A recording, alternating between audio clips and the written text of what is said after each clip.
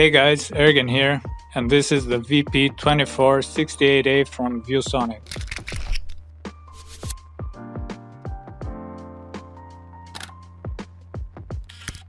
Now, I do want to mention that this is not a paid advertisement. ViewSonic did send me a monitor for review, but I was not paid to say anything. I'm also going to show you how I created an artwork for this monitor in the second part of this video, so stay tuned for that. This monitor is certified and validated by Pantone, which means that it's all about accurate colors and it's calibrated out of the box. It has 100% sRGB color coverage, which is a crucial factor when choosing a professional monitor, because it allows you to see accurate colors for web-based images, which is what I work with most of the time. In simple terms, what you see on this monitor is exactly what you would see on majority of other devices. The ViewSonic VP2468a has a 1080p Full HD resolution and features an IPS panel, which allows you to see from almost any angle without any shift in color. I've also been comparing it to my older professional monitor, and although the difference isn't huge, there are a lot of areas in which this monitor is better. I noticed that the colors on this monitor appear much more natural, whereas on my older monitor they are a bit on the warm side.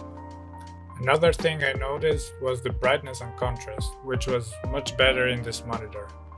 I really like the frameless design, although you sacrifice a bit in terms of practicality as the buttons are placed on the backside of the monitor and are not that easy to use. I also love the matte finish on the display as I don't notice any reflection of flares.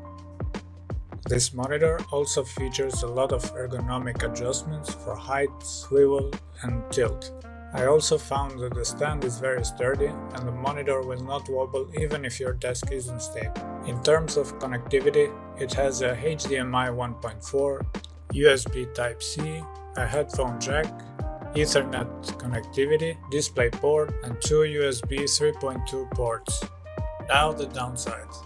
They're pretty insignificant, but I will mention them anyway. First thing I dislike or wish it was different is the size of the monitor. If I was to choose, I would definitely pick the 27-inch Quad HD model, because you get more screen real estate and better pixel density. Another complaint I have is that this monitor doesn't have a USB Type-B port, so I couldn't use the USB ports located on the monitor. Instead, it has the USB Type-C, which my PC didn't support. Big thanks to ViewSonic for sending this monitor, and if you want to get one yourself, I would highly recommend it, especially considering the price. It comes at $280, which is very affordable for a professional monitor, and for the features you're getting. Alright, now let's get into Photoshop and start creating.